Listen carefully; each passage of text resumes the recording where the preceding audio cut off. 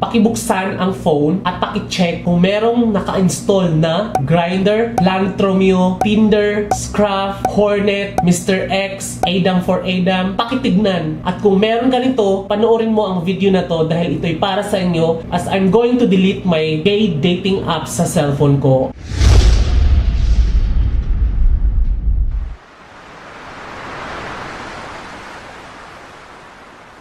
What's up guys? Welcome back. This is Jonathan Norbuda. You're watching I Love Tanchung TV, a channel that highlights and celebrates the beauty of life. And welcome back to the 10 Power Episode 3. If you are new to this channel, consider subscribing. Just click the subscribe button, yung bell notification naman nakatabi nito para ma-notified kayo moving forward sa mga upcoming uploads ko. And if you are using your social media like Twitter, Facebook, and Instagram, please follow me at I Love Tanchung.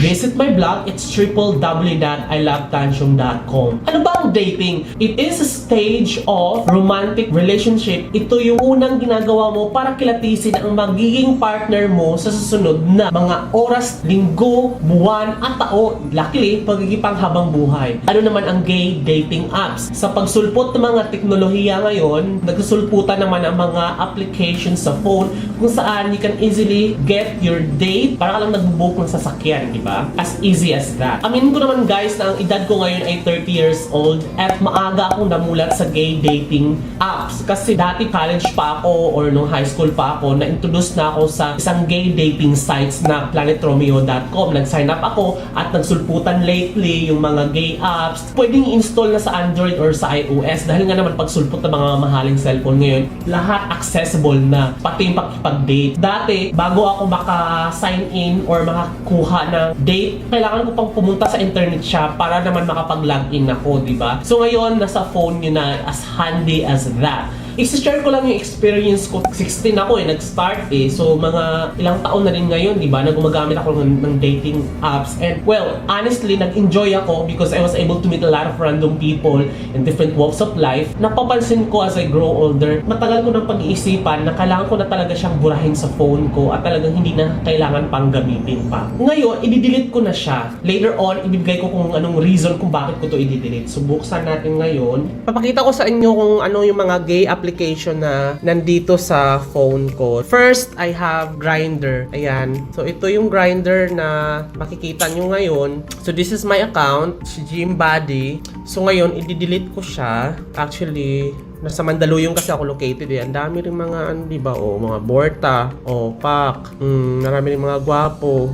May nag-message pa yata sa akin. Ayan, trade pic. Ayan. Sorry, because I have to delete na this account. Yung hindi talaga i-uninstall, talagang i-delete ko talaga siya. For the last time, burahin na kita. Sorry. Paano ba ito burahin, oy? Ayan. Tapos, siguro settings. Click ko yung settings. Ayan yung email ko. Official account ko talaga yung ginamit ko dyan. Oh my God. Delete profile. Yung nasa pinakababa. Bye-bye, Grindr. Delete my account and all data. Okay. Bye-bye. So ngayon, i-uninstall ko na siya. Yan. I-uninstall ko na siya. Uninstalling. Ito naman yung, ito yung, ayan ang daming tao dito. Ito, pogi si kuya. In fairness ha, pogi siya. Sana hindi siya poser. Tingnan natin yung account. I am. Oh my goodness. Message nga natin. Hi.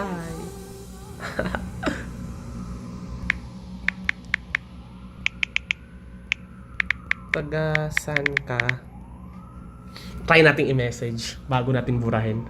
Sana mag-reply, no? Pag hindi nag-reply, tutuloy-tuloy natin to. Okay. So, buburahin ko na. Kasi hindi siya nag-reply, no? And then, paano ba ito burahin? Settings.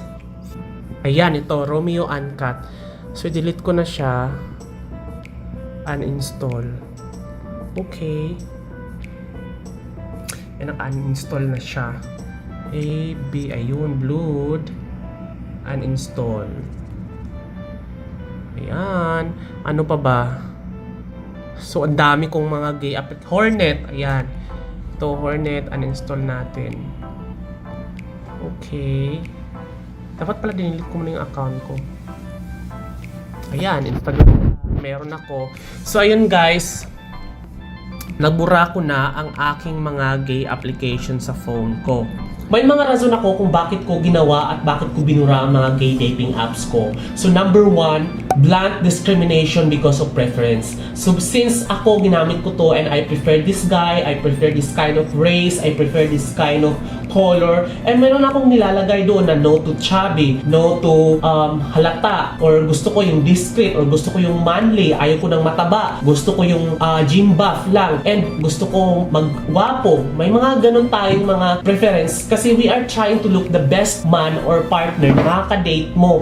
Well, in fact, hindi mo na na-recognize or hindi ka na conscious na you are now discriminating someone by the form of preference. Sa sobrang preferred ka dito sa ganitong tipo ng lalaki na gusto mong makadate, talagang hindi mo na malayan, nag-discriminate ka na pala. Ay, no to black, no to Asian, ganun na yung mga nilalagay mo doon. It is not healthy for me as a YouTuber and a social. We are advocating to no discrimination concept, pero ako mismo nag-discriminate doon sa profile ko in looking someone para makakadate. O tama naman, maganda naman yung meron kang preference talaga na makakadate, pero hindi ba yung blanting na ayaw ko sa'yo kasi mataba ka, ayaw ko sa'yo kasi halata ka. No, it has nothing to do. Your expression, your figure, your race, and how you look is not a requisite for you to look a perfect man na makakasama mo in the long run.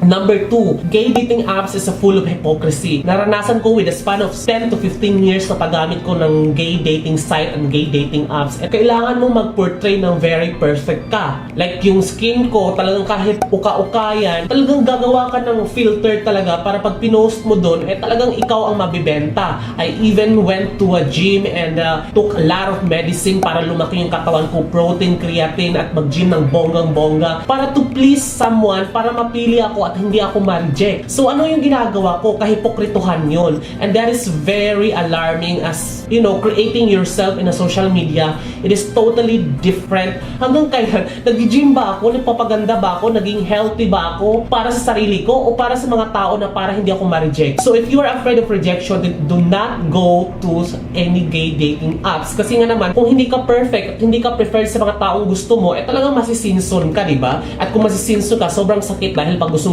mo na yung tao, di ba? Alam mo yan. Number 3, napapansin ko, it is no longer purely a gay dating apps. May mga nagbebenta na dito ng mga aliw. I am telling you.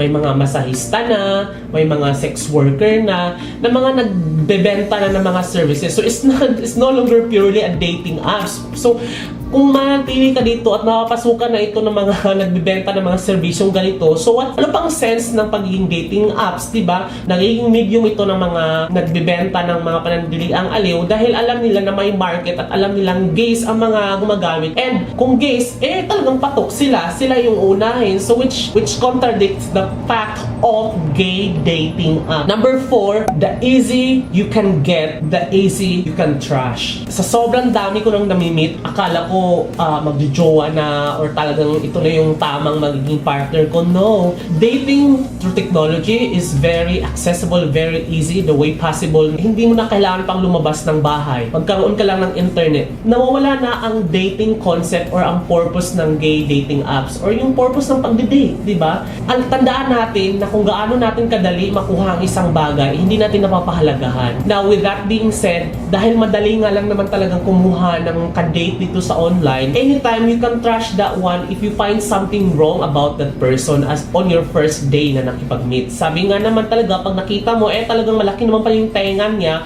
yun na yun, itatrash mo na siya, maghanap ka pa ng panibago pa. So as easy as that, you can easily trash. We are human, so hindi natin pwedeng itapon at magpatapon na lang ng basta-basta. And it happens dito sa online, sa gay social apps. Number 5, priority. So, napapansin ko, for the span of 2 years na paggamit ko nito, minsan ko na lang siya nabubuksan. Meron akong Grindr, Planet Romeo, at kung ano-ano pang Hornet, or kung ano-anong gay dating apps na in-install ko. Knowing the fact na binuksan ko sila, kung sino lang yung crowd, kasi diba, madidetect mo kung 1 meters away, 2 meters away, 3 meters away.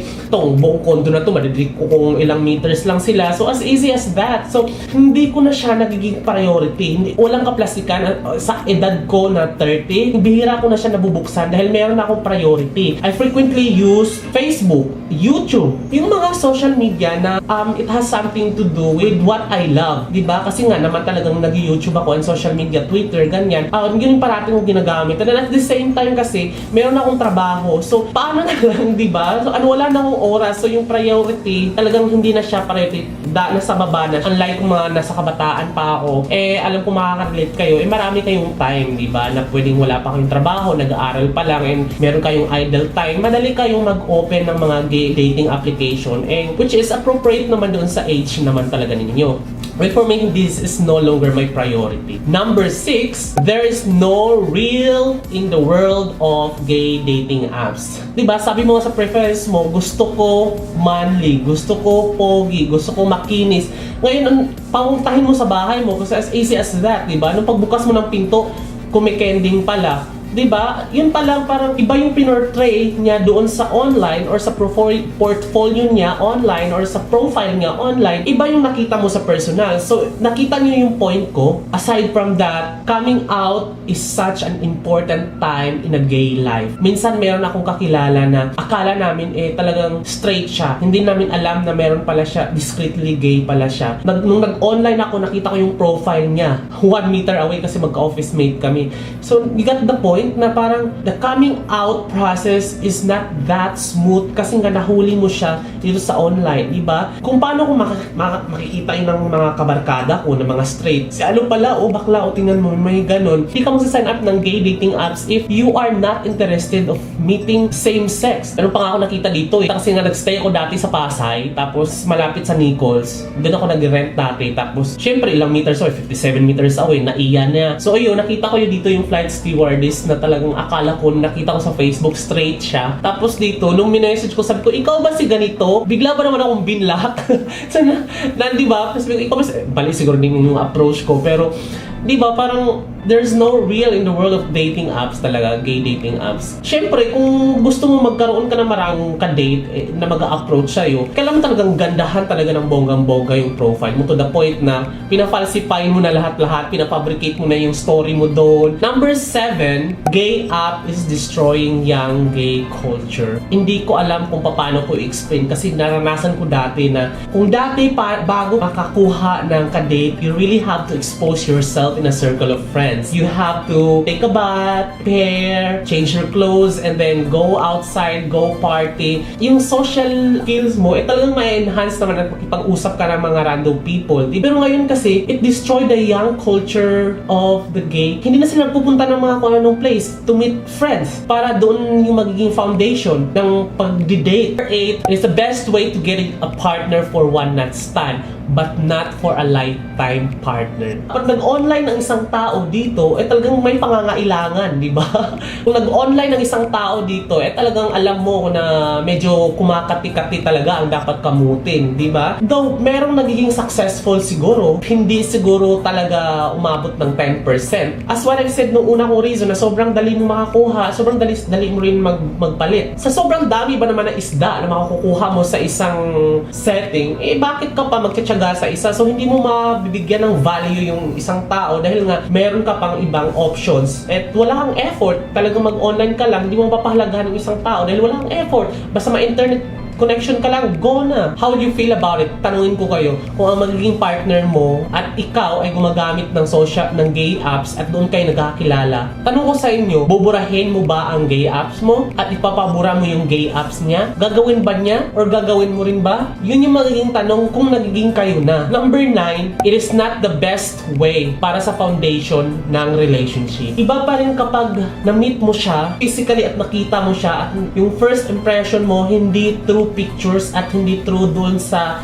introduction niya sa online. Iba pa rin kapag i-introduce niya verbally kung sino siya at nakipagkamay ka. So yun yung way para magkaroon ng strong foundation and you get to know each other nung una pa lang na walang pagpaplastikan, nagtutulong kayo isa't isa. Hindi ba mas maganda yun na magiging foundation? Number 10, I am done with it. Sa edad ko ngayon na 30 years old, so iba na yung pananaw ko. Hindi na yung tipong kahit kailan nakipag one night stand, kahit kailan napupunta pupunta sa bar, kailan ito yung gusto ko, mag-open ako, mag-isa ako, nalungkot ako. Dahil nalungkot ako, mag-open ako ng gay application at makipaghanap ako ng... Totally hindi na siya ka-date talaga eh. You're looking for someone na mag-complete sa'yo in just a short span of time, di ba? Naghanap ka ng someone na makasama at makatabi mo sa pagtulog in just a short span of time by using the gay app. So, tapos na ako doon talaga. Hindi ito kaplastikan dahil alam kong sino ako at hindi ko